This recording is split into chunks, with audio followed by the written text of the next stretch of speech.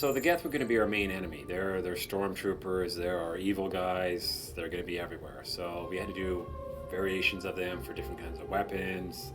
What did they have for ships? Did they have larger creatures for vehicle combat?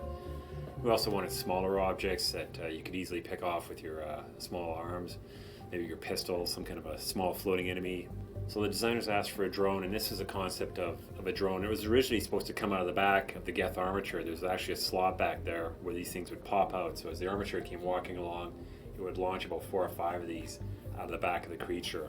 That was a pretty ambitious design feature at the time. We ended up just having these float around. So it's got the large Geth eye, the gun's kind of buried into that slot and just floats around and shoots at you. This is a concept done up for the Geth Turret. The drone, this was the one that flies around, lands on the ground, then it lifts up the legs and flies around after you. The legs actually fold up behind it, so it looks like it's more like a jet. This is the concept for that. Looks really good, but then the modeler had, and the amount of time we gave him to do it, he just said he couldn't do it. It needs to be simplified. So we had to go back to the drawing board and modify it a bit. And this is it after it was modified. So we simplified it up substantially, gave it simpler legs, uses a lot of stuff, doesn't vary too much from the human one, so we could reuse a lot of elements and able to build it in the amount of time we had. So the Geth rifles, of course, were very important to the Geth. So what we actually did was we tried to draw up a bunch of variations, looking at different influences, and then what happened was we'd concept up the Geth transport already, took that concept and just cut it up in Photoshop and started to try and build guns out of it. So if you look at the concept for the Geth transport, you can actually see a lot of the elements in these guns. So we did these pretty quickly. You could bang out maybe 5 or 6 in about 2 hours. And this is one of the variations. This is another gun variation using that transport, just adding 2 barrels on the left. It didn't have that good of a feeling, kind of like looked like it was more of a shovel or a scoop than we wanted. This was starting to get a bit closer, felt like it looked more like a rifle, starting to get the solid kind of grip on it, linked to the back of the gun. This is getting really close to the final one. We kind of put this large structure on the top. It was supposed to move up and down as the gun kind of fired. Pretty ambitious and expensive since you can't really see the gun when you're fighting the enemy, so it just makes it more complex. We ended up not doing that. This is another variation of the gun.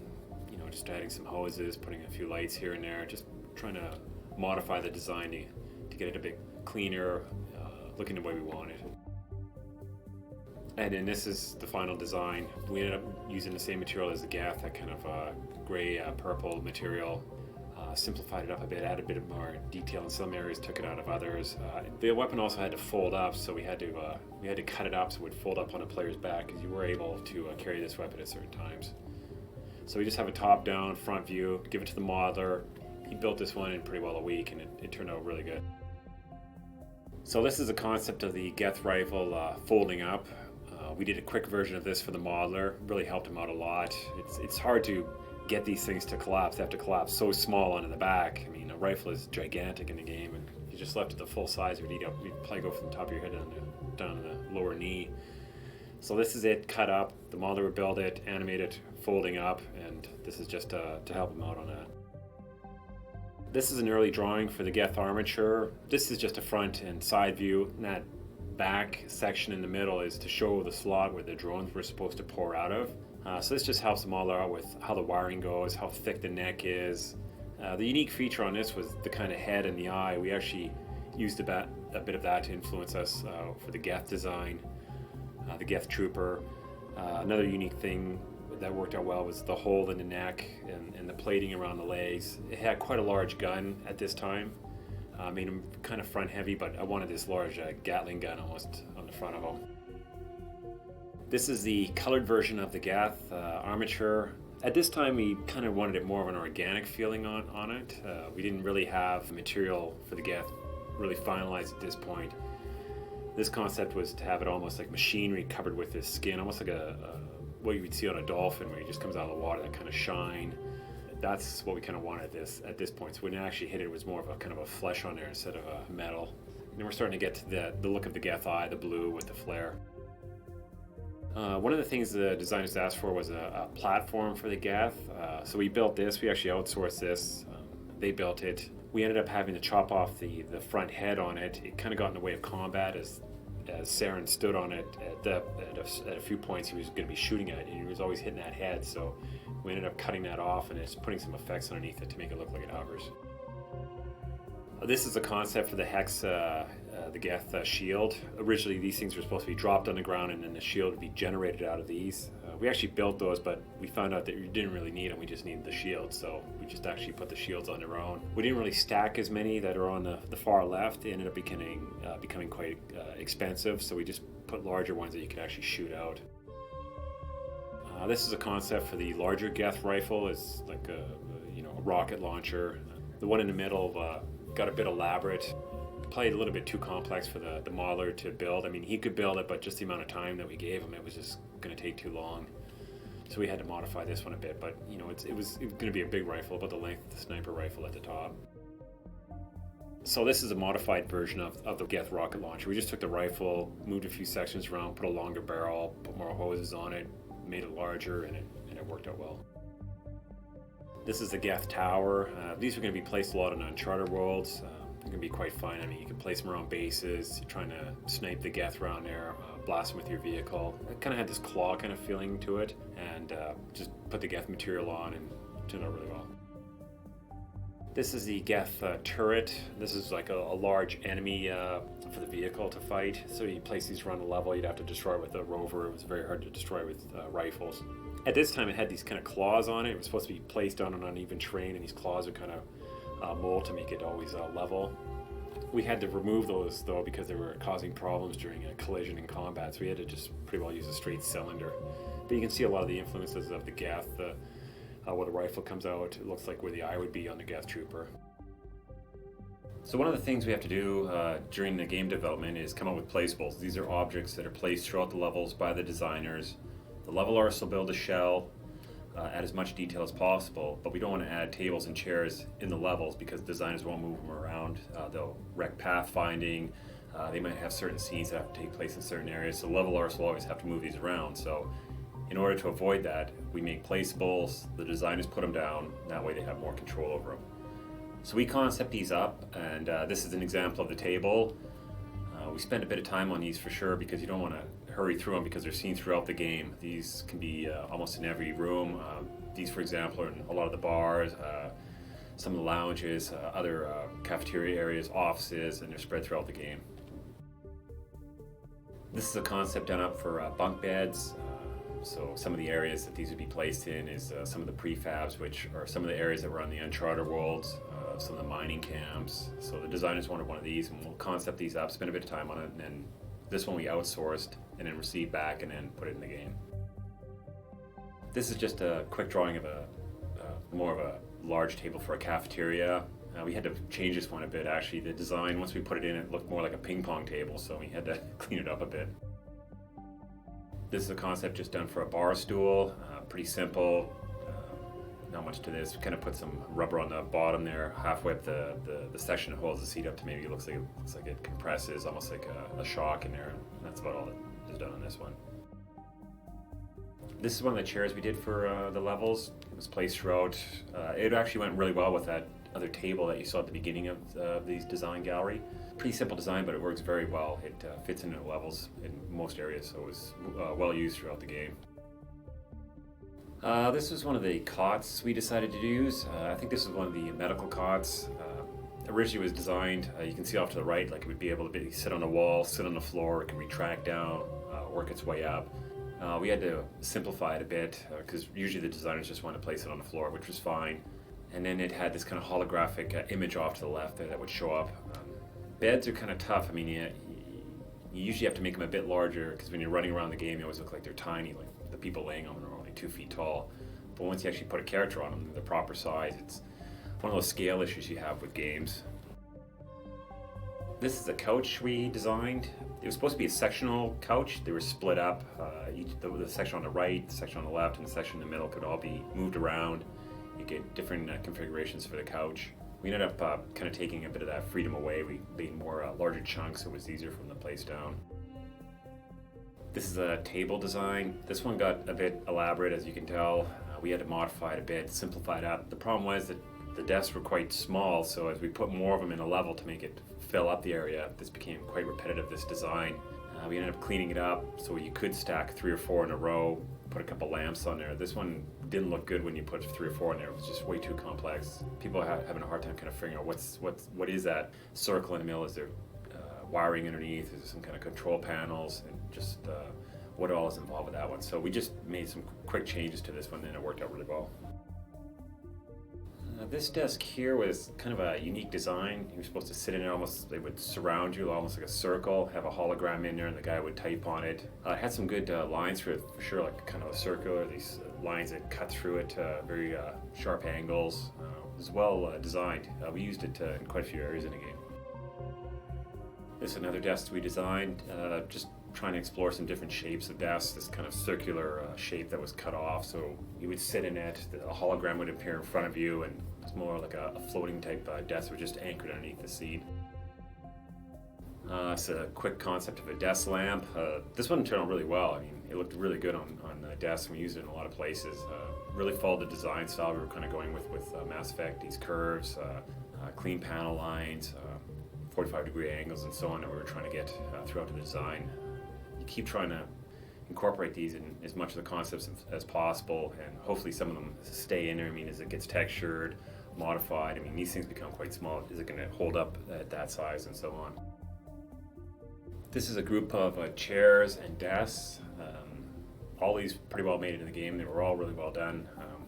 The curved chair in the center that we're facing forwards and backwards, those are used in the Citadel a lot. The one on the right was used in quite a few areas too. And that desk, the lower right, we ended up just squaring it off a bit more, making it more like a rectangle. You see that section that kind of cuts in a bit more on the bottom right. Because again, we had to stack a bunch of these desks together to fill up the areas. That chair on the left, we use that quite a bit in Novaria in the subway stations. Really cool design on that one. This is the concept for the pleasure pod. So originally they wanted a pod, there'd be dancers inside these things. We actually concepted it up, built it. It was in the bar in the wards. I'm not sure if it's still in there yet. Last time I checked it was, but we might have pulled it from the game. So this is, Sid Mead had done some designs of these pods for Blade Runner. There's an older concept of them actually sunk into the ceiling on the street. They'd be these bubbles and the dancers would be on these as you walk down the street. So we took that, kind of put it in more of a thing that would sit on the floor, this kind of egg-shaped canister, almost like those 70s chairs that would surround you. So hard plastic, transparent glass, and the dancers would be in there. This is just a cot done up for some of the war worlds, some of the other camps, just placed around. We just put a couple of lights on that one bar to give it a bit more of a science fiction feel. I mean, that's sometimes all it takes to give it that futuristic feel is just a few lights. I mean, there's not much else you can do with a cot. Quick drawing of a shelving unit, placed around throughout the levels, and you can stack this one up, put it on its, put it horizontal, put it vertical, and just put some other placeables in there. Usually we left these quite bare because placeables were starting to get expensive, so we couldn't really fill them up with books or other knickknacks to make them look like shelves. I mean, that would all add up, and I mean, what would you rather have, a book on here or another chair or a larger table, or, you know, if it gets too crazy, I mean, you're even thinking about removing some of the enemies from a level. So this is a bar table done up. Again, very quick concept for this, for outsourcing. And so we had a low bar table, and then this was one of the higher ones that worked with some of the higher stools. We could place around characters standing near them, drinking, and that's about all this was for. This is a close-up of that one table I was talking about earlier. Again, we kind of made it more like a rectangle. We removed those cut-in sections and lined them up so we could stack a bunch of these tables together. I think we left the glass in there, but I'm not sure. I think we might have filled that in too, and then just removed, cleaned up some of the type on there, just left some of the red section to give it a bit of color.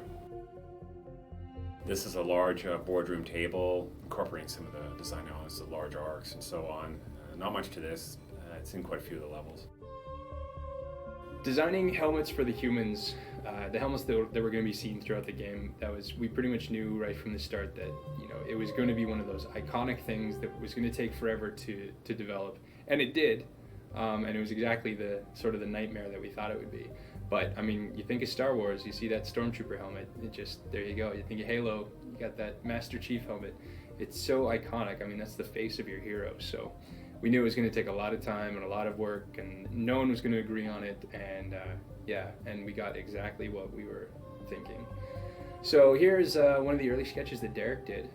This is just trying to explore different shapes. This actually got painted up in a different one, in one of the other character concepts, and just trying to come up with shapes that haven't been done yet. And really, because the world of science fiction, there have been so many helmets, so many space helmets and battle helmets and all that sort of stuff.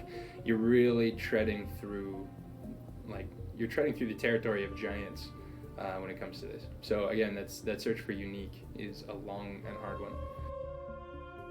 Here's one of the really early sketches that I did on the project.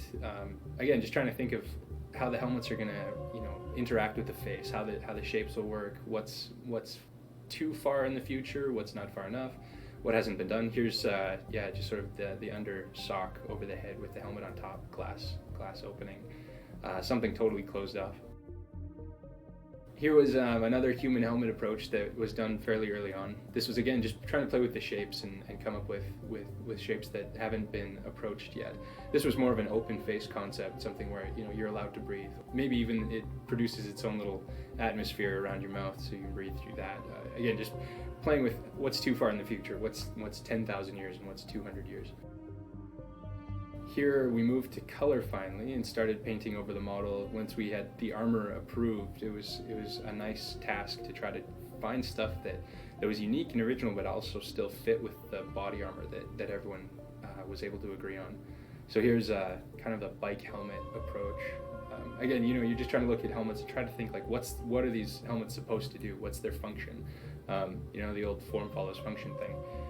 So again, this is just sort of how are these guys going to explore an adventure in the galaxy? That'll dictate a lot.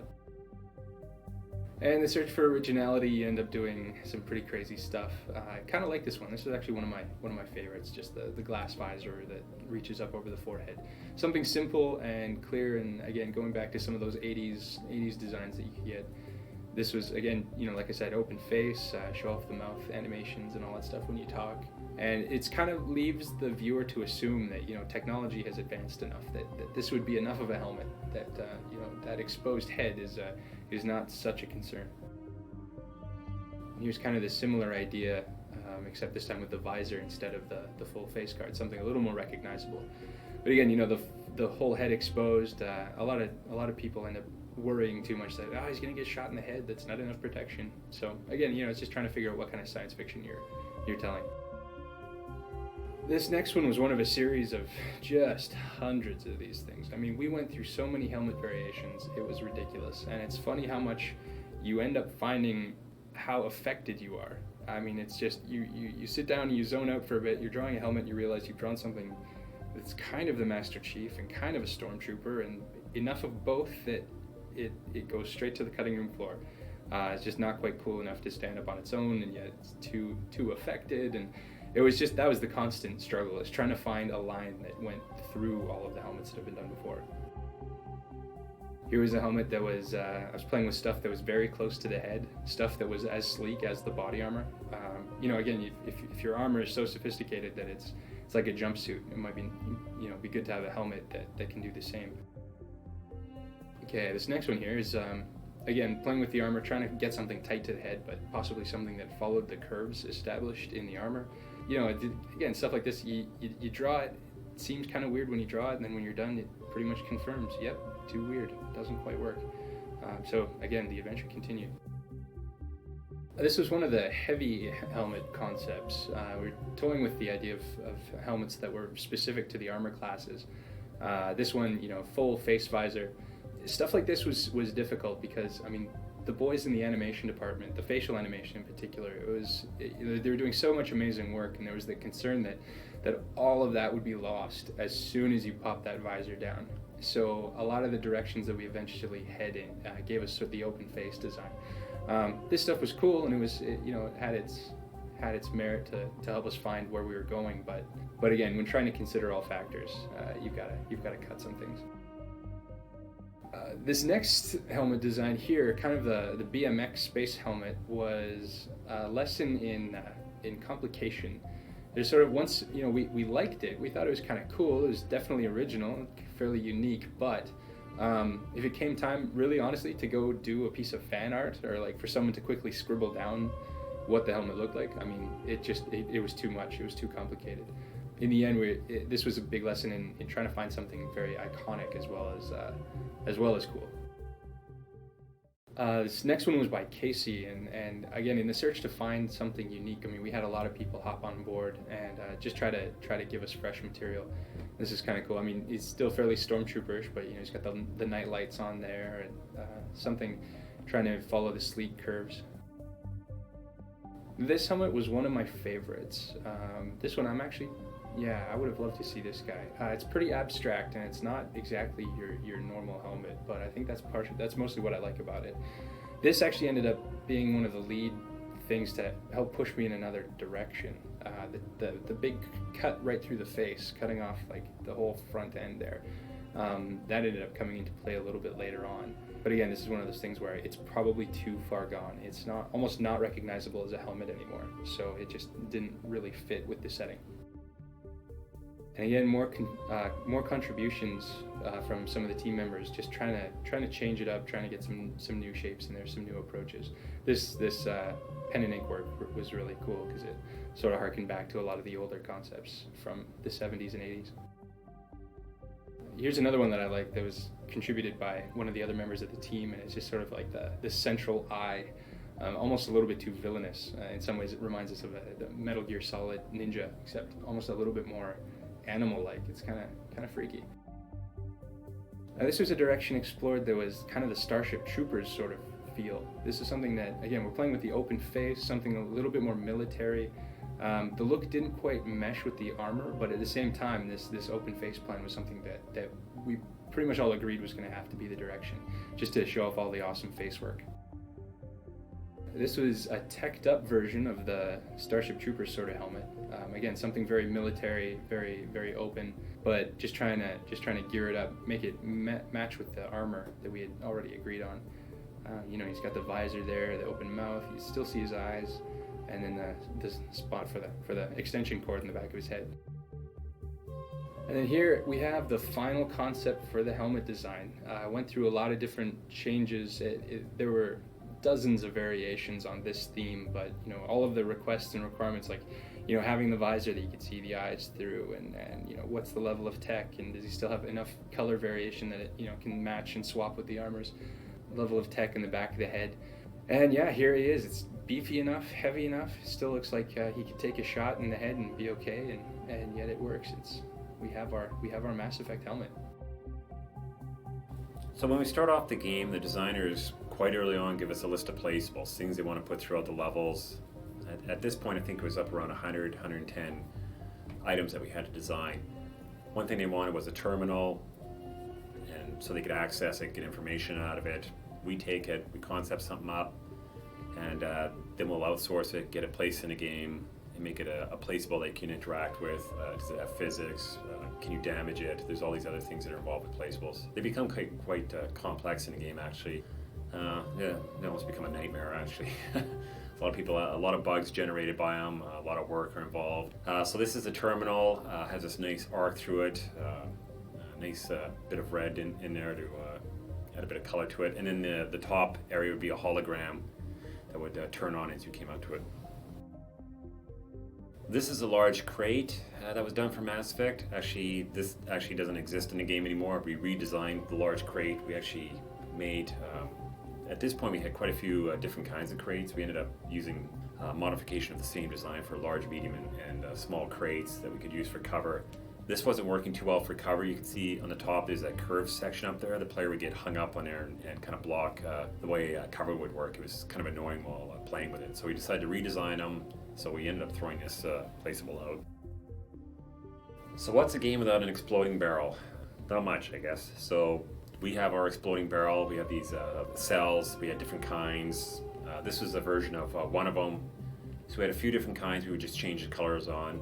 Originally this was done so you have a red light and a green light on there. Green meant maybe you couldn't destroy it yet, and red meant it was about to explode, but it's just a container, and then on the top right, that angle section was maybe where the person lifted it up and put it on a crate or stored it somehow.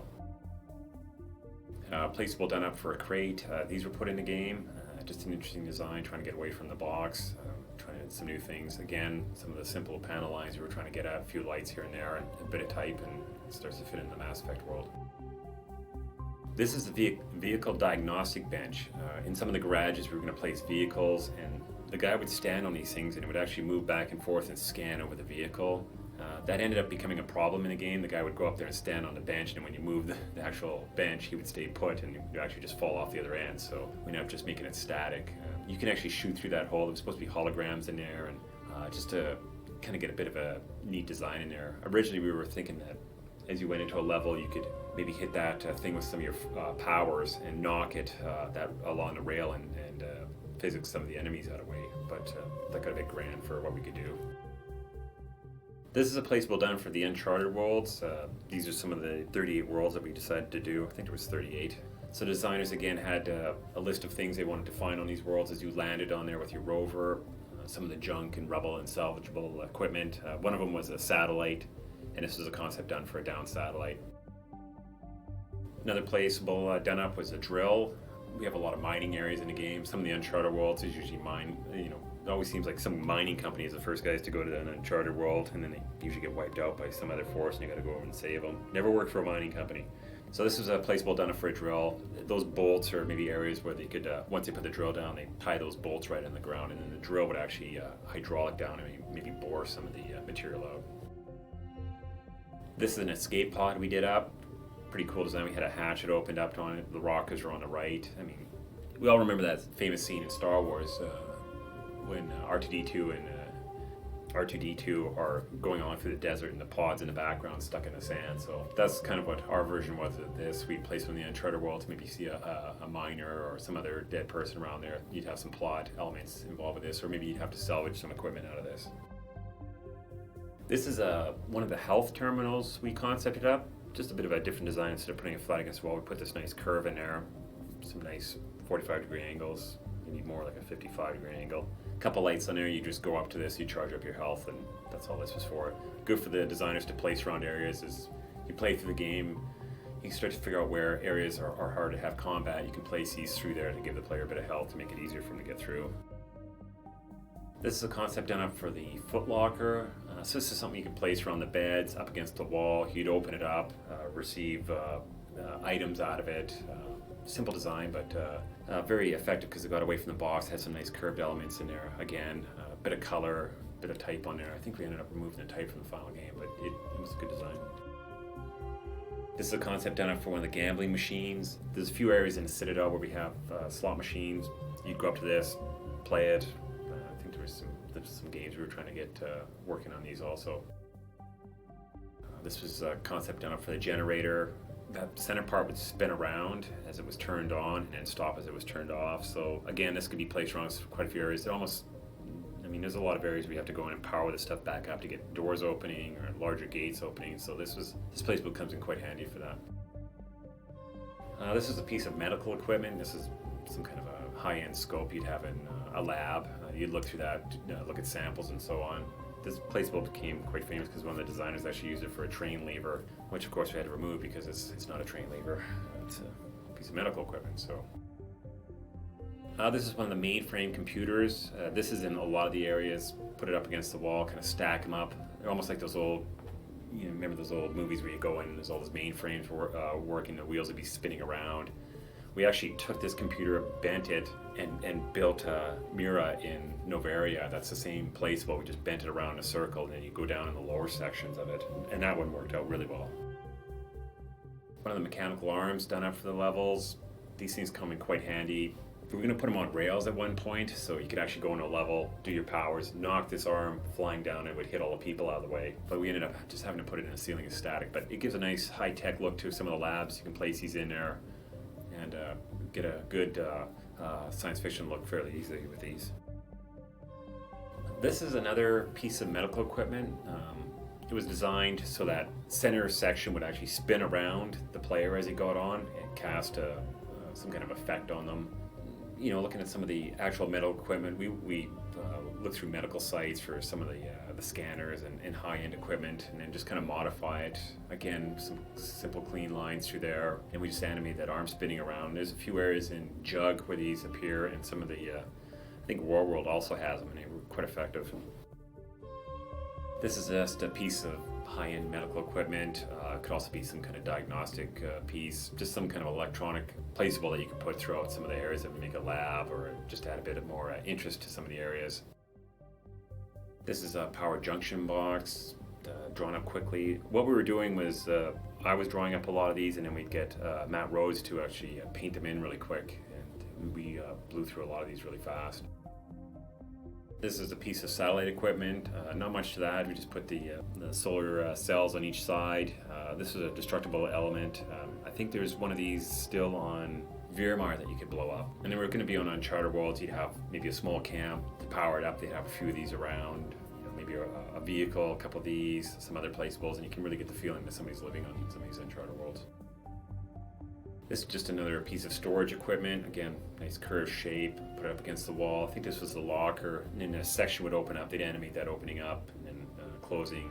So the designers could put a lot of different kind of equipment in here. You're going through level, maybe this is a place where you can get some of the different kinds of armors, weapon mods, and so on. It gives them a lot of freedom to really balance the areas out. This is another piece of storage equipment. That center section would rotate around inside the large cylinder. It was a very good design also. Another thing they wanted from the Uncharted Worlds was something like a transmission tower, so you could place them down. Maybe this would be spinning around. You'd have to go in there, maybe destroy it, knock it out, or even power it up. So we came up with this design. The top part would spin around, place it on the ground, and just looked like some kind of high-tech piece of equipment. These are some of the VI units for the holograms when you're talking to some of the computers in the game. So we designed quite a few of them, and in the image, the person you're talking to would be at the back of it. This is another computer terminal kind of done up. I think this was for Prothean or else the Citadel. Just a bit of a different shape, kind of incorporating some of the elements of that design in there, and then the computer, the hologram would be in the background. One thing we had to do with a lot of placeables was just come up with certain placeables for cover. We had different cover heights for kneeling down, for full cover, and then stuff you'd be able to shoot over. This was a good placeable because the actual high sections are full cover, and then you could actually shoot through the middle. So we used this in a lot of the areas. It was actually built for World, but it was ended up using in quite a few of the Uncharted Worlds, and used on some of the other planets also. This is a concept done up for a computer screen. You'd actually place that against the wall. There'd be a hologram in between that. You get your image popping up. This was in the train in Prologue, and we used it. You can find it in the Normandy and quite a few other areas. It's a good thing to be able to attach to a wall, give it a bit more high-tech feeling without doing too much work. This is a recycle container. The front end opens up. Again, it's got some of those nice curved elements in there, these 45-degree angles, some of the things we were trying to get throughout the game. So the front would open up. You'd receive some kind of items, mods, whatever the designers felt like placing in there. This is a human turret that we did up. This is actually the drone. There was Geth version, and then there was a human version of this one. What these would do would almost sit down like a tripod, and then when the enemy came, they would pull up, the wings would close up together and then fold up behind it, and it would fly after you. So it was kind of a cool idea for an enemy in this game. And this incorporates some of our arcs, our 45-degree angles, a bit of type on there too, which helps out with the style, and the double barrels, which we incorporated into a lot of the weapons. One of the weapons you would have in the game is a grenade. We want to be able to throw a lot of these. Instead of throwing it and lobbing it like a regular grenade where it would bounce around, we wanted to throw it more like a frisbee or a disc. So these are two versions of it. The top one was almost something that would collapse flat and it would open up a bit and throw it. The bottom one is more of a disc with just a section cut out of it. You'd fling it and then maybe be a light around it so you can actually see it going through the air. This is the final design for the grenade. Not much time spent on this one. It's pretty small. I mean, it's something very tiny on the player. So a quick concept was all that was needed. And then, of course, the blue section around would have a light rotating around it. So when it stuck to the wall, you would actually see the light moving around so you knew where the grenade was. This is a human ball turret, like a large enemy, large vehicle enemy that we could place in the levels. Those legs that stuck out, we could maybe move those around for uneven terrain. Again, it's got the double barrels. We had to modify this one a bit. Those legs caused a problem with collision, so we ended up having to square up the bottom quite a bit. This was used a lot in Uncharted Worlds. Very good for mercenary camps and so on. When you would drive up in the rover, you'd have to destroy these to get into the camps.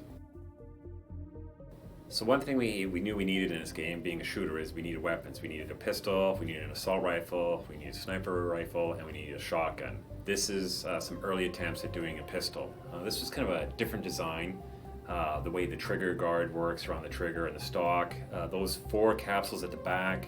At this point of the design, we were thinking these would be with the X mods actually plugged in. We called them X mods at this time. I'm not sure what they're actually called now.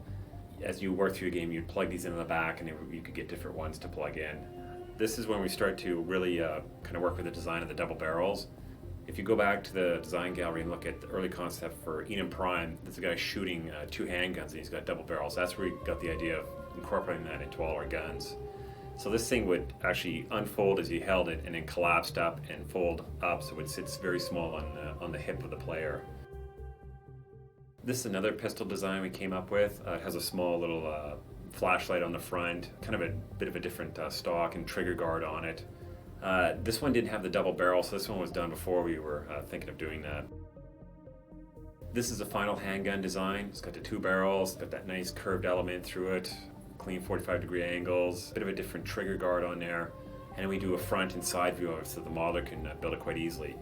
It collapses, the barrels just squeeze on top of each other, and that trigger guard all moves up underneath the gun, so it gets fairly small on your hip. It's still a massive handgun. If you ever look at it in the player's hand, it's quite the hand cannon. This is a first attempt at the assault rifle. One thing while drawing guns in a game, I mean, it's a big part of the concepting period.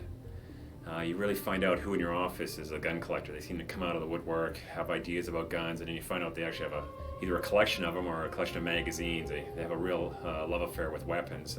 So you know who to avoid if you don't want to make those guys angry. So this is a version of the assault rifle. It's almost like a skeleton around the barrels.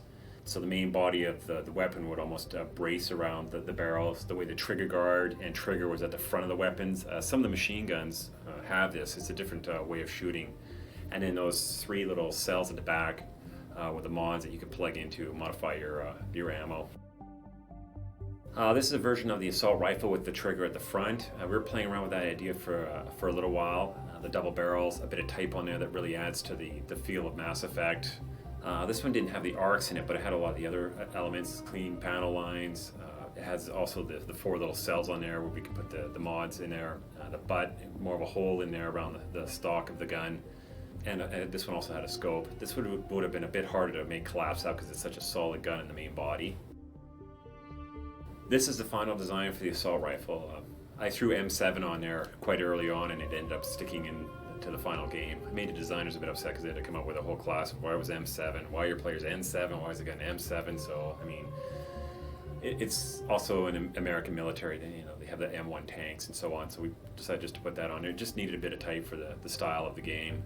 So it has that large curved barrel at the top. It's almost, there's a gun out there called the XM8 that looks a bit like this for sure. And then the 4 sections is where you put the X mods into that.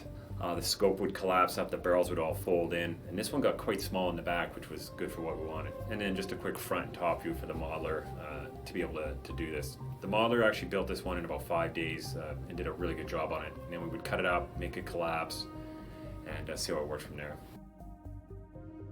We knew we needed a shotgun for the game. We weren't going to go with a full-size shotgun. It was almost like a sawed-off shotgun, just a little bit longer.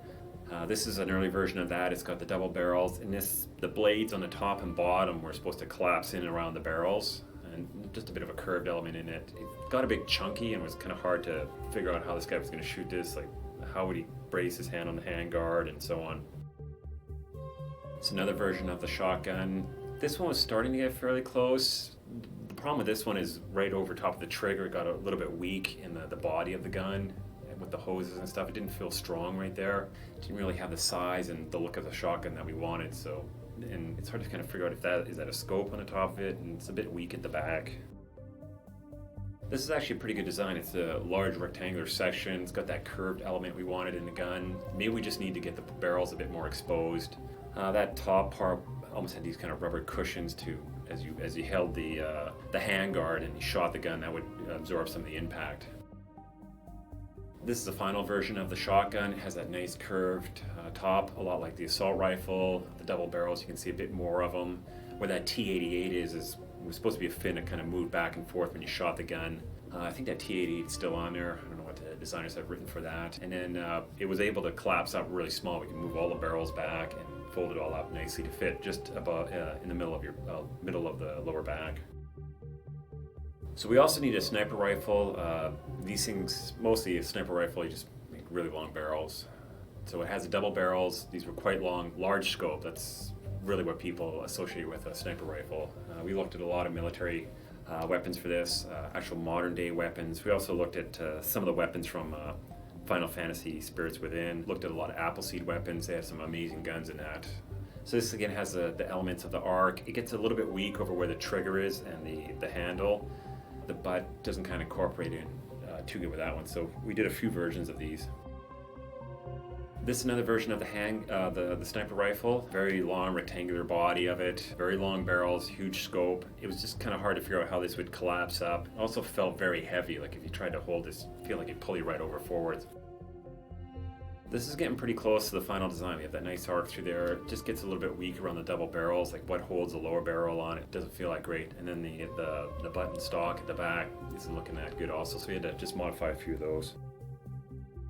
This is the final design for the sniper rifle. You can see how that curved section holds the barrels and can move back into the main body. The barrels would collapse. It has a nice muzzle on it, nice big area that kind of looks like a sniper rifle. It has a large scope incorporated in the body. The butt, button stock, we kind of put a few holes in it to make it feel a bit lighter. When we actually built this model, it was really long, and when we held it in the player, it actually was just so massive and long, and it felt really odd. So we ended up having to shorten it up quite a bit.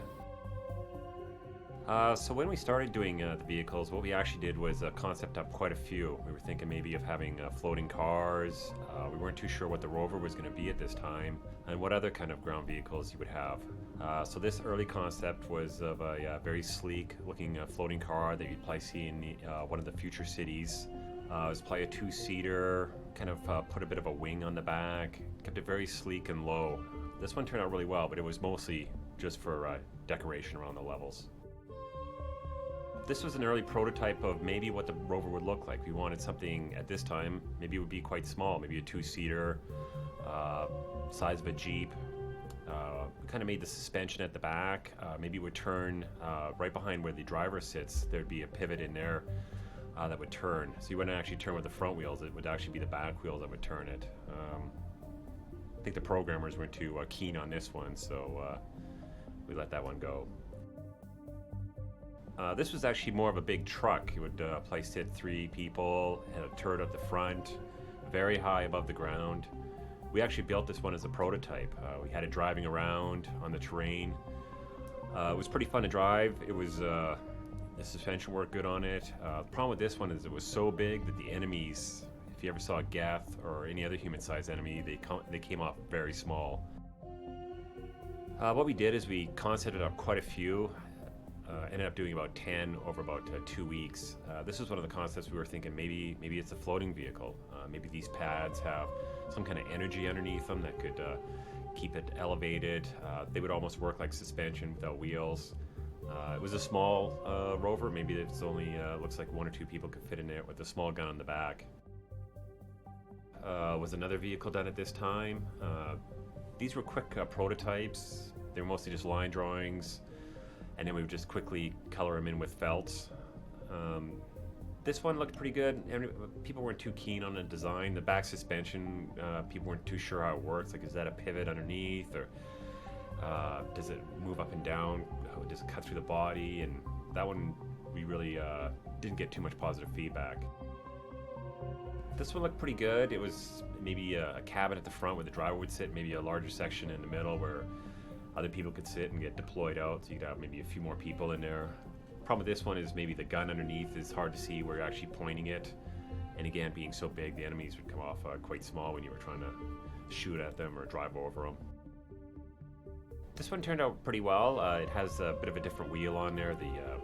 They're the hollow front wheels, and they're held on by the suspension, and probably a smaller wheel inside that would drive it. Some people were worried about how that actually works and so on, and that one kind of didn't really go much further than the concept. This was more of a smaller kind of a Jeep. Maybe it'd be pretty fast moving, a large gun on the top, really bouncy, almost like a Baja vehicle you would drive in a rally. A lot of people kind of like this, so we kind of kept this one around for a while. More of like the two front wheels at the front would turn it, and then it just has two wheels in a line at the back, almost like a Skidoo. This one I thought was pretty cool, but some people liked it, but other people didn't. Maybe it was just too odd for people to kind of relate to. We needed to probably almost bring it back to something more that you're familiar with. Maybe you try making it more of like a large tank. Maybe this thing was a bit slower moving. It has a heavy cannon on it. The wheels are kind of encased by metal. So this one was originally designed to actually pivot behind the front wheels. The whole cabin and front wheel section would turn almost like a scraper. Those are those large earth movers you see at construction sites. This one is really cool. It's slow. It's sleek. It's low. It's futuristic. We kind of like it, almost like the one from Aliens when they first drive into the city. Problems with this one was it was hard for the mechanism and the engine to get it to work. With the front end being so low and hard for it to pivot up, it would cut into the terrain on Uncharted Worlds and just kind of get stuck a lot of places. This was more of a painting of almost the same kind of vehicle, what it would actually look like in some of the levels. And again, it has the same problem. It looks sleek, but it would need a fairly flat area to drive around. Once you started getting really undulating terrain, you would have problems with it kind of cutting in. It would not be able to move and conform to the terrain as much as you wanted. Was another stab at more of a quick-moving Jeep. The back wheels were kind of encased by metal. They would just move up and down, then the front wheels would turn kind of far out from the cabin and keep the large cannon above where the driver sits. We actually built a prototype of this, a quick prototype. We actually did that on a few of them, spent 2 days building a prototype, because it's hard to decide. It's hard to realize what it's going to look like from the back or driving around just by a concept. And you can also see some of the mistakes that you've made when drawing it when you actually build it in 3D. Once we built it, we drove around it and nobody was too keen on it, so we started to look at some different concepts after that. We actually did a few ones fairly quick. This is one of them, just 4 wheels, pretty basic cabin on it, a large cannon at the back, nice area for the wheels to move up and down so they wouldn't cut into the body at all. This one was, we did pretty well on that. A lot of people liked it. Maybe it needed more wheels. We thought 4 wheels have been done. Let's try 6 wheels, just make it a bit heavier. So we kind of put a sleek front end on it. Maybe it's a 2-seater. The driver on one side, passenger on the other. Maybe they would operate the cannon in the back. We actually built a quick prototype of this one, but it looked a bit more like a pickup truck. It's not kind of the idea we wanted. Another 6-wheel vehicle. People weren't too keen on the back, but they really liked the front, like the sleek shark look of it, where you sit underneath and you look down below through the glass. It had a nice feel to it. It looked different than other vehicles. It was actually a model built. One of the conceptors put this together. A lot of people really liked the wheels. There was a lot of room for it to move. How low it was. It looked like it could take on all the Uncharted Worlds. It wouldn't get stuck on terrain. There was enough room for the cannon to move around. It was small enough so the enemies would look at a fairly good size to you when you're trying to shoot them. So we got a really lot of good feedback about this one. Basically just cutting the front off vehicle concept 15 and putting it onto this one just so we get that nice front end futuristic look on it. And it was mostly just applying the panels to it, doing a bit of work with the cannon. This is the final concept for it. We just did a bit of work on the wheel hubs, painted some more panel lines on it, kind of designed how the muffler system would work, kind of re-looked at the cannon, kind of put some sheet metal around there to make it a bit more sleek, put an area for the lights to be in at the front, and just really finally polished off the design. And this one was the one we actually built, and it worked fine. Another thing we knew we needed was the gate to get to the different galaxies. We needed this, it was called a mass relay. How would it transport the vehicle quickly across the galaxy? At this point, we're thinking it was behind Pluto. We were actually at one time thinking it was right in Pluto, right on the planet's surface. You would dig it up and somehow it would work that way. Then we decided to put it more of as the structure orbiting Pluto. So we started to concept some of these ideas up. This is one of the concepts, early concepts for the mass relay. This is another concept. It was more like a kind of a deck of a carrier there where it would go through the center. I'm actually not sure how that would work. This is some quick sketches of how the mechanical system would work for a mass relay. Maybe that cylinder would move up. There's a disc in between those two blades at the right. Maybe that would rotate around, and that's where the Normandy would go through. These are some more quick sketches, just trying to figure out what would be the part that would make it interesting. Like we need some kind of mechanical motion to launch the ship, something that people would remember, it'd be iconic, something that we could really sell the game with. So the guy that concepted up those earlier ones actually built a model in Max really quick and then animated it how it went through. So it was more this large pad, you would come up, those discs on either side would rotate around and the Normandy would get shot through there. This is another version of what you would actually see through the Normandy as you came up towards that gate. So one thing we do sometimes in concepts is we concept a lot of stuff and then go back. If we're not using it for what it is intended, we might be able to use it for something else. This is actually a concept we've done up for the Asari main ship, Destiny's Ascension. This was going to be that ship. After starting to look at this a bit more, we maybe thought this could be the beginning of the mass relay. That we had a nice center in it. Maybe that's where it rotated around, some kind of an energy force. It would shoot out, grab the ship, and launch it from there. So this is getting fairly close to the final concept. We put it more horizontal. We had these large blades that kind of came out, and the center part would rotate around. There's a movie, Contact, that was out quite a while ago, that had these kind of rotating circles, creating this energy force. You drop the ball through there, and that's how they shot their character through wormholes. So we just decided to do two of them. They were oval, and instead of going through the center of it, these things would just rotate around and create this energy force that would send out this bolt, grab the Normandy, and then shoot it down the length of those sections off to the right. This is the final version of it with a quick concept of maybe what that effect would look like. And then you can see the energy field off to the right. That would be what grabs the ship and then launches it all the way down. The good thing about this too is the fact that it could show up anywhere near the mass relay. It doesn't have to come right out of the hole, even for tactical reasons. Some of the designers are thinking, well, wouldn't military vessels just hang around that hole all the time? Whatever came through, they'd be able to blast it right away. So this would shoot you when you come within the vicinity of these all the time. The Geth were our main enemy in Mass Effect. They were going to be everywhere. These were the guys you shot all the time. So we needed to do a couple of ship designs for them. They were important for the cinematics, cutscenes with them flying around. This is a version of one of the Geth transports. This is a larger ship. We actually just took one of the smaller Geth ships. Actually, this is a Geth cruiser.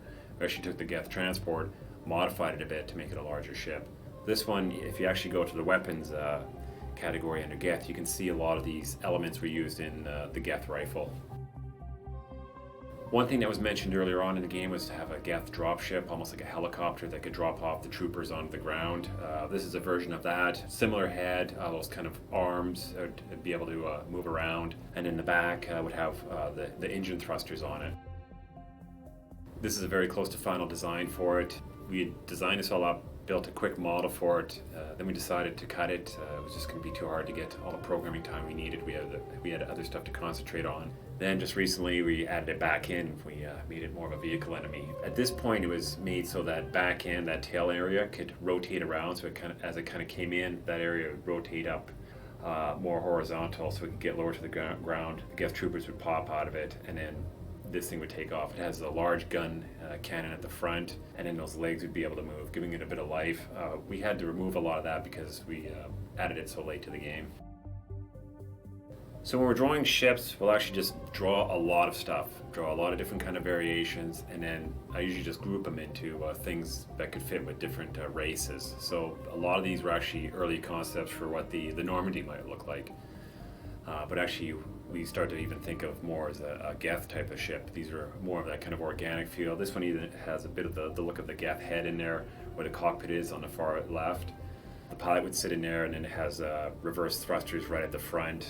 It has these large wings at the back. Kind of looked at a few of Final Fantasy did a movie a few years back called The Spirits Within.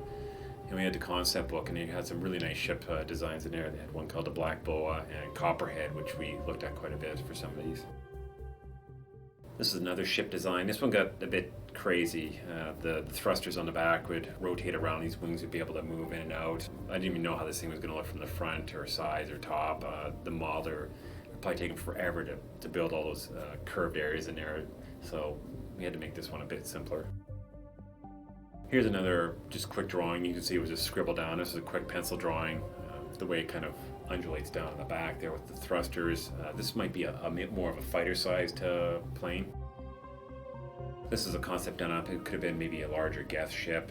You can see how it some of the design elements tie in with the Geth head at the cockpit at the front left. Some of the lower wings underneath would maybe fold up. Maybe that would be where they would drop some of their larger ships would come out of the back of that. This is another design done up for a medium-sized ship. Those wings underneath would be able to move out to the left and right and then maybe fold up as it went faster through space. So maybe they would unfold as it came into the atmosphere and landed on a planet. Had these kind of neat wings at the front, and then the thrusters would help slow it down, also in the cockpit. This is the final design for the Geth transport. It's got this nice, interesting head to it, which we used in that other Geth dropship. The one was probably about the size of a helicopter. So at this point it was meant to land like that. The head would actually support it. That at the front right, it would have a hole in there, kind of like the Geth armature on its neck. The boosters are at the back, and this thing would be able to, you can see some of those sections in there where it could kind of pivot around in there to make it conform to the ground. This ship here, you can get a good view of it as it's attached to the side of the building in Pharos. So as we're drawing all these ships, we're just throwing out ideas. One of the ideas for this one was to actually have the main body of the ship be encapsulated by this skeleton, this almost bracing fabrication that went around the ship. This one had two large cannons on it, so the main body you could see through all these braces that went around it. One of the ideas, we're just trying to get some ideas for how our ships are going to look different than other games and other movies. This is another design for a ship. Maybe it was very narrow. The engines were very rectangular. A lot of geometric shapes in there to keep it clean. This one didn't go too far. It was just a quick drawing. This is just a quick drawing done up in Photoshop. Maybe how the layers of the ship would work. Kind of hard to see really where the cockpit is. It's a hard read. Where's the end of it? So this one didn't go too far. We kind of liked a few elements in here though. This is a concept maybe for the human Dreadnought. A very large ship. It would have to have the mass relay gun or mass driver gun at the front. These had smaller turrets all around it. Again, there wasn't enough shape to it to kind of make it iconic. It would just be this giant rectangle flying through space like a giant ruler. Not very interesting.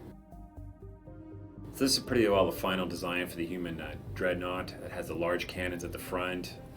Has these nice shapes for the wings on the side. It started to incorporate a lot of the elements from the Normandy. If you compare the two ships, you'll notice some of the wings are the same. We started to use the same kind of engines. So you'd have the boosters, these long fins that would come out with a solid piece. That was what we kind of used in a lot of the human ships to tie them all together. And the way the wings could kind of move out and then kind of conform back into the ship to make it more aerodynamic when it went through the mass relay. I know it doesn't make sense, but design-wise, it's something you kind of play around with. This is a concept for a human fighter. It's a pretty neat design. It was like a dual pod. Actually, the pod was on the right side where the driver would be, and then the gun was on the left side, and then just held together by that linkage. It actually feels more like a car, some kind of a ground vehicle than a space vehicle. This is another idea for a fighter. Again, using some of that. One of the earlier ships had the main body surrounded by almost like a skeleton structure, and this is one of that kind of using some of that design features from that one. The cockpit is in the center, and then there's a lot of holes through the ship, making it very light. So it's kind of skeleton work around there, kind of really bringing it out to the front. Just kind of playing around with some ideas for that. Another quick design done up for the human fighter. This was kind of like a very art ship, again bringing in some of those elements from the previous concept. This one had nice colors. I actually like this one quite a bit, but we were just worried about how it would read. Tough shape to kind of make out. So this is the final human fighter, and again, as we finalized the Normandy, we were able to use a lot of those elements in this one. It's got a lot of the similar engines on it, the intakes, the wings out of the front, the cockpit, using a lot of those same kind of design features from that to kind of tie in the human race all together for their ships. This is a concept we did up. I think actually this was a really early attempt at the Normandy. At this point, we were just playing around with any kind of idea. Maybe it was more of a freighter, a smuggler ship. This again the cockpit is up at the front, and then maybe the rover would be kind of attached in the middle there around all that bracing, so it'd actually be open to space, and it would land on these large kind of angular structures. This is another early version of the Normandy. It actually looks more like a freighter, which we were starting to even think of it later on, because so the containers would actually be down there and they would slide in through the back and brace up underneath. These are some concepts for maybe some space, some shuttles, some kind of freighters you would come across out in the unknown worlds. Very long ship, and then those three vertical sections at the back were actually circles that would actually rotate around the ship, maybe making a false gravity in there. Just some ideas we're playing with. This was the final concept for the freighter. Some of these elements you can actually see in the levels off to the right there. Those are the canisters. These are strewn around. There's some in War World where you actually go into, some on the Uncharted Worlds. It has a really aggressive cockpit off the front left, which we liked. So mostly cylinder broken up by these rectangular shapes, rectangular elements in there. So this ship was supposed to be different lengths. We were going to do a few variations, but we ended up just doing the one. The main body of the ship is a cockpit, and then that long rectangular section in the middle with the fin at the back, and then they can just hook these canisters on for the amount of cargo. So the ship could be quite long. Maybe it had 15 to 20 of these canisters on. Other ones might only have 2 or 3. And then the engine in the middle was, again, incorporating some of the design features of the Normandy. This is another early concept for maybe what the Normandy looked like. We had the off-centered cockpit, maybe looking at some of the ideas from the Millennium Falcon. So you would get into the middle of that, go up to the cockpit, maybe off to the left would be where the cannon was, and then the large middle section would be where the crew was. We kept these around. Maybe there could have been a concept for a shuttle. We always scan into everything and keep it all. You never know when you're going to need a ship design for something else than what it was intended. This ship design had these large shapes, 2 large shapes that went from front to back, and then the cockpit was off to the right, which was a neat idea. But at this point, we drew it up, looked at it, and starting to really kind of decide what we want from certain ships. This is another ship design. Those 4 cylinders were supposed to be able to rotate around, so they would actually rotate backwards, so they would stay flat, provide it lift like a Harrier, and then rotate back so you could go forward in that. This is an early concept for the Normandy that we kept around. Maybe we were actually playing around with this. Maybe it could have been the Turret fighter.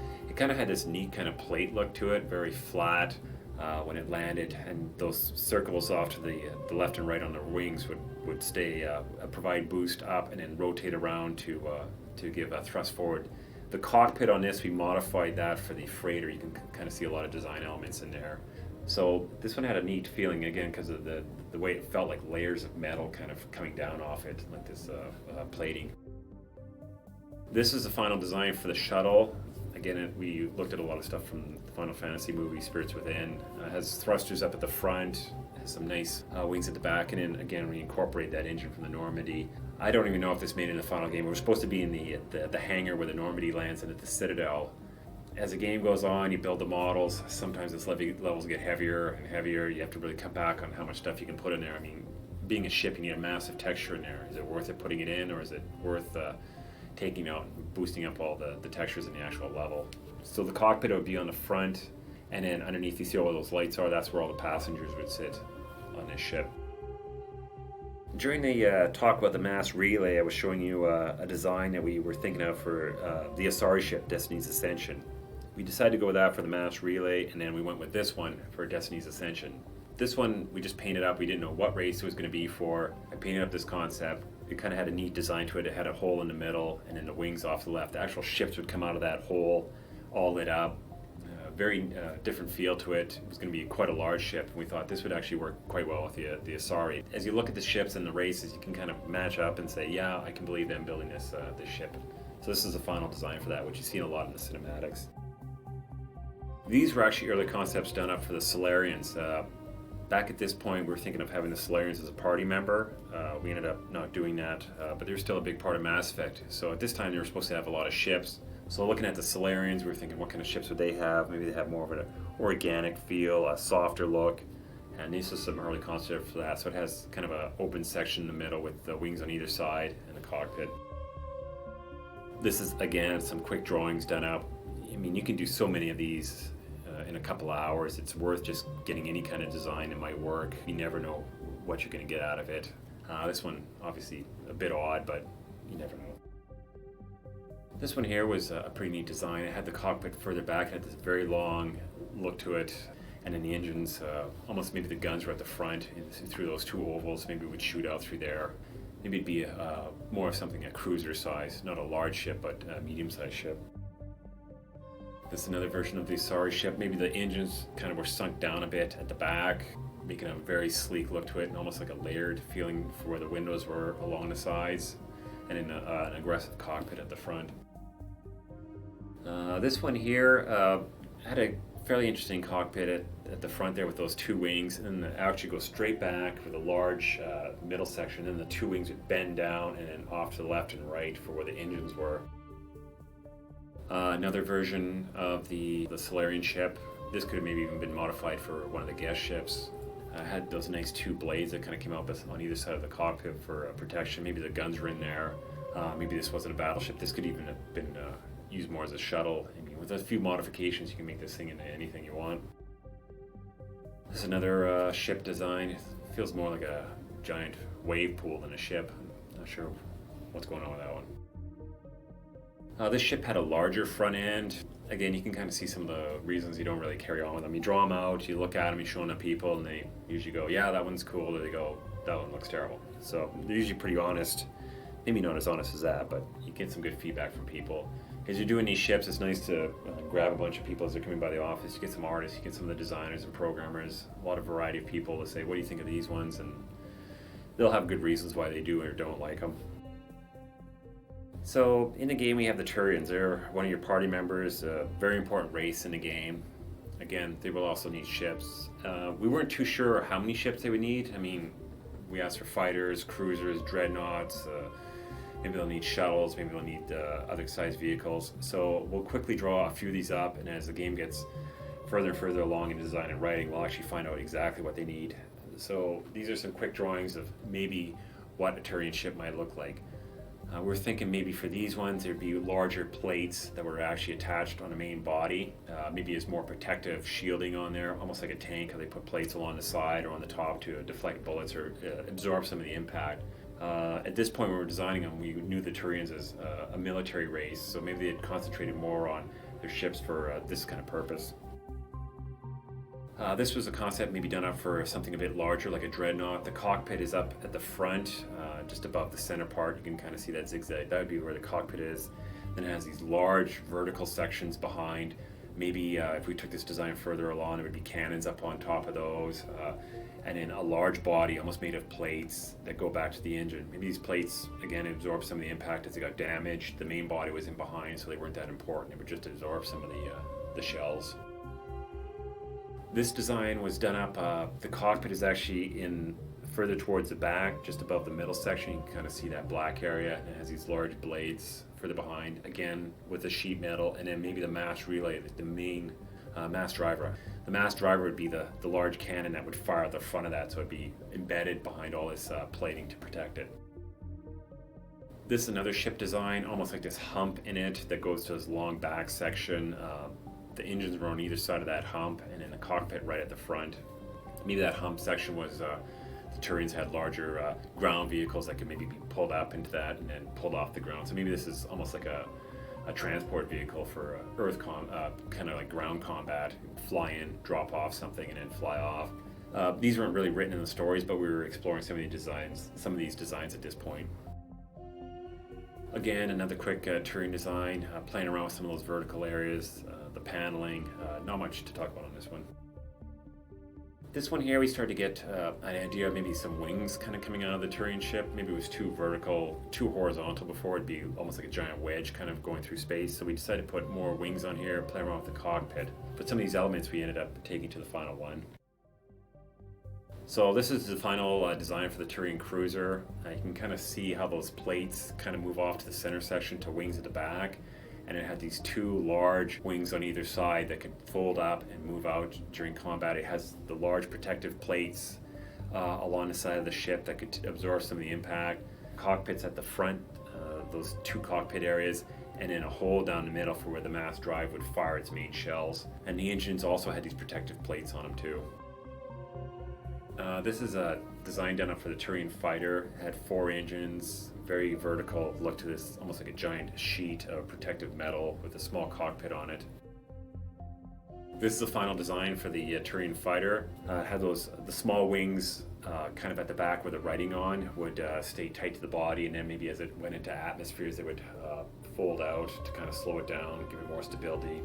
The cannons would be somewhere on the front. We really didn't figure out where they were going to be. We just designed this one, built a really small model for it. They ended up just using a very small version of this for cinematics, but we might use this later on in the games, further in the series.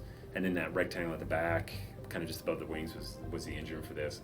It kind of has a nice feeling, almost like the Turian head. You can kind of see some of the elements working in with that, how that the Turian head has that large bone structure on the back that moves to the back as a point. So once we had the exterior of the Normandy done, we knew we had to do the interior. This is a concept done up of what maybe some of the hallways would look like, how the beams would look, maybe how some of the flooring is. So from this we might take some of these and build them as detail meshes. This has some nice beams that we could maybe build, add to the ship, give it character. We looked at a lot of movie reference, a lot of other books. We looked at Solaris, Red Planet, and various other movies from there. This is another concept done up. This was done up in SketchUp. You can see the top left. When you start the game, you're in the cockpit of the Normandy. You walk down the hallway. You have all the navigational equipment, all the people, the crew sitting in the low seats. That's what's up on the top left. And then you come down into where the galaxy map is. And this is an earlier concept of how that would look. You can see the areas where the computers would be, and then how you'd walk up that ramp to access the galaxy map. These are some drawings of the cockpit. This was where Joker was sitting and Caden at the beginning of the game. So these drawings made it seem fairly small. In games, it's hard to do these really tight areas, especially if you have a party system. In the Normandy, you're just by yourself, but still we have to have enough room to pan a camera around, give the player enough freedom to be able to move, or else you get stuck in some of the corners and so on. But we still wanted that feeling. It was dark. You'd see all the equipment, almost like a modern submarine. So this was a cockpit where we just have Joker at the front. We ended up putting 2 seats up front, and then navigational seats at the co-pilot seats on either side of those. This is another concept of the cockpit, maybe how the seat would look, how all the instrumentation would really wrap around them. Again, we ended up expanding this. If you look at the exterior of the Normandy, there's really no front window on it. It only has windows on either side, so it's mostly flyby instruments, a lot of holograms, really crowd up that cockpit to make it seem science fiction. And this is another concept of the cockpit, just a different orientation for the pilot and co-pilots. Again, there's not much room in there, but we use some of the elements of these in the final design.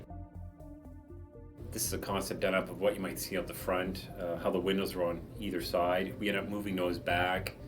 Originally we were just going to smoke them black so you actually couldn't see outside, but we eventually made them clear so you could actually see some of the galaxies. This can cause problems because you got to try and line up all the interiors of the different hangars with what you see outside. So you make this big card of all the different shots and you move it up and down to as you move to the different areas of the game. So this is a concept of that first walkway as you're coming back from the cockpit to go towards the galaxy map. You can see the chairs on either side. We want this low down feeling.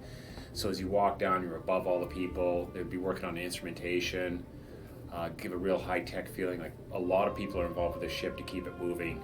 And it's not a small smuggler ship like the Millennium Falcon where it's just Chewbacca and Han Solo flying it. You need a whole crew to make work. It feels like a real military vessel.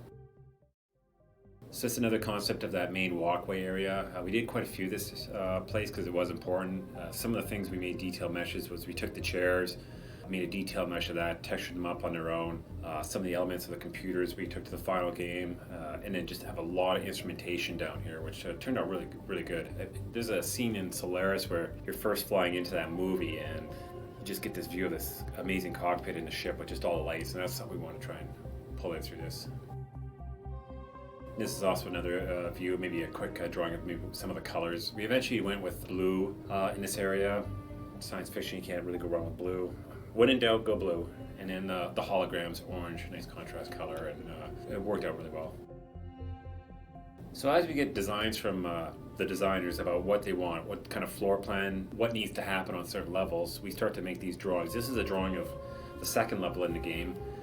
After you start out the game, you're mostly on the first level. Then as you work your way through, you start to get in the second level. This is lower down. The doctor's quarters are down there, the captain's office, some of the sleeping pods, more the kind of cafeteria type area, the regular crew area where they would meet, discussing the lockers and so on.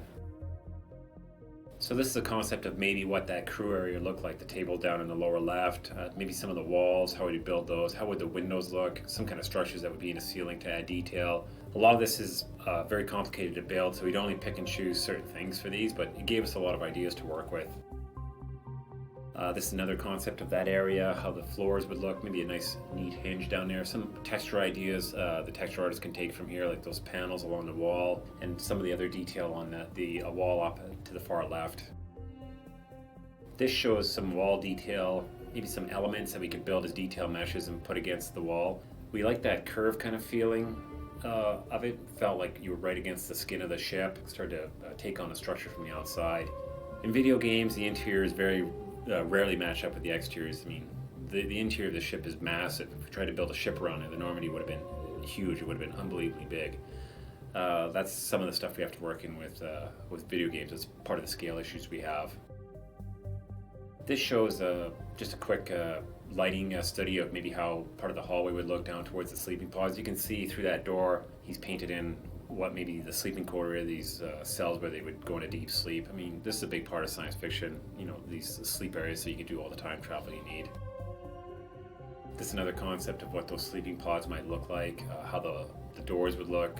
We changed these quite a bit to the final game. This is another concept of how these pods would look. These look more like an egg shape. We ended up changing that quite a bit as the next drawing will show. So this is a drawing done for the sleeping pods. You'll find these in the Normandy. We were also going to put these in multiple other areas. I think there's some there originally were some in the Citadel. So this is kind of you'd get on that pod, that little platform, get into it, and then that whole thing could hinge and move. You could move it up quite vertical. You could actually lay it down flat for horizontal, or tuck it right up against the wall to keep out of the way. So this we built as a detail mesh. It was a separate object, and then we placed it in the Normandy. This is another SketchUp model of how some of the hallways would look, some of the details on the walls. Some of these elements we did use, other ones we built kind of dioramas of what we wanted by texturing and lighting small areas and getting some of the texturing from that. So some concepts we spend a lot of time on. We do full color studies, we paint them all up in Photoshop. A lot of the stuff, especially for levels, are just drawn up quickly on pieces of paper. There's so much to try and concept up in the levels. It's just too much to do all of them in Photoshop and do them really well. Level artists will do the best job they can. I mean, they have a lot of freedom as artists in the game. Character artists usually more constrained by the concepts. Level artists, they'll have a few drawings of the areas. The rest of it, they have to make up on their own, by working with the textures and the color from the original production painting. So this is just a quick drawing done up of what the door might look like in a Normandy, just drawn up on a piece of paper, given to the level artist, they build it, and then usually we just scan these in or even put them in a pile afterwards. This looks like a concept for the engine room in the Normandy. We wanted a nice big power source for this ship. So you'd come on the platforms off to the right, you'd walk down, and then that console area is with the engine behind it. And then in the lower drawing, it looks like he's built what the engine might look like, this long shaft with these spinning blades. This is another concept of the console, and then the engine would go off behind it. We simplified this up a bit, just had this rotating kind of shell with this energy effect that went down. This is another concept of the engine room. You can see those blades in the lower left, in the middle. We actually used those in the final engine room. We textured those up and those were spinning around, almost like a jet engine, the intakes. And another concept of the engine room. This isn't much different than the other one, but you're starting to get the garage is up on the right. That's where the vehicle would park. So this looks like a kind of a floor plan of what the garage is, and then you can see in the lower right where the vehicle would exit. At this point, we're probably thinking maybe the Normandy lands right on the ground. The vehicle would drive right out the back, and you'd be able to drive in. We were even thinking we would have multiple vehicles at this time, so you could pick and choose which one you wanted to drive or explore the world with. We eventually just had to go with one because we were running out of time, and it was already getting complicated enough. So we turned that door on the back into a big kind of drop door. Instead of having the Normandy land on the ground, we would just launch the rover out and you would land on rockets. This saved us an endless amount of work. It was a really good idea to do that. So this is a top-down view on the bottom of the hangar. Looks like they have the tank model in there at this point. Eventually we just put the rover in there. And then the top view is kind of how it would look in some of the elevation drawings. This is a detail of how some of the walls would look in the hangar. So this is going to be a fairly dark area. We ended up putting a structure more in the middle with kind of bracing that went up to the ceiling. Colored a bit of red down there just to give it a different look, to know which floor you were on, and then just plunked the rover in there, and that was it. It built a large door that we have opening in a cutscene. Again, another study of how the walls might look in the garage. So this drawing is actually in another section of the gallery. This was one of the early designs for the Normandy. This was thinking the ship was maybe just a crew of maybe 10 guys, actually maybe just your party members. Had a small cockpit, a small interior, very flat, kind of these plates that went down. Those engines on either side would rotate, so as it landed they would face downwards to slow the ship down and then rotate backwards during forward thrust. The designers at this point said we need a larger ship, so we started to expand the size of this. So this was starting to get fairly close to the final design. I mean, one thing we liked about this was it was something that looked like it could have been larger. It had a large cockpit, had a nice unique design to it, the way the engines were. We wanted something that could actually move around, like give animation to the wings. The ship wouldn't just be static. It would actually, the wings would move either out, left or right. The main cockpit area and the fuselage behind that was almost separate from the wings. It could move around also. So after taking that design, we just did some quick line drawings, starting to clean it up, just modifying the look of it. So you can see we started to remove some of the organic feel to it, start to straighten out some of the lines, do a bit of cockpit studies up at the front. Again, this is another quick drawing, a little bit different. This one had the same cockpit as the first drawing, but playing around with some of the engine ideas. Now this was one that we had painted up. We were thinking this was getting pretty close. This had a lot of stuff that we liked in it. The way the wings were braced in there. It had a good size to it, an aggressive cockpit. We liked those wings that faced out forward. So we sat on this design for a couple of months, and then we'll usually come back to it, see if we still like it, start to get some feedback on people, send it around to maybe 15, 20 people, get some critiques on it. So one thing we did afterwards was took it into Photoshop, quickly painted over it, just straightening out some of those lines. Really getting a good feel for how we wanted these arcs, these 45-degree angles. Some of the engine detail is starting to come in now. You see those little discs on there. That's where the engine would rotate around. You can actually start to see the first drawings of how the blades go in behind the boosters with that solid piece. That was starting to become kind of feature of the human ships in Mass Effect. And just a bit of studying with the cockpit, how would that look. So this is getting pretty close to final design. We've got our cockpit the way we want. We have those nice long arc through the whole fuselage, some other lines coming through there, trying to really figure out how the panels would look. Put a bit of a wing on the back, a little bit of maybe a communication navigational tower there, just for something to break up that line. We're starting to get our engines down the way we wanted, and then just the intakes too at the front. These would be reverse thrusters. As it would come in, you'd have the engine slow down the ship, and then also those nice little wings at the front of the cockpit gonna carry that arc right through the front. It also gives it a nice aggressive look. This was the final design for it. This was the last drawing we had done. At that point, we had some other writing on it. I threw SST on there just to put something on there. We ended up removing that and just we called the Normandy the SR1. We played around with a few other names on there, but it needed some kind of type on there just to make it work with the design. So we've got our intakes all pretty well finalized, our engines, the cockpit is the way we want it. We eventually changed the color from, at this point it was orange and black. We eventually went with red and black to match the N7 armor. This is a concept. We just took one of the quick drawings, spread out the wings, and showed this is an extreme view of how much motion we could get out of the wings and the booster, the blades on the engines pointing down. So the animators had that much freedom to make this thing work and move around. We wanted to give the ship life, and this really helped out with that.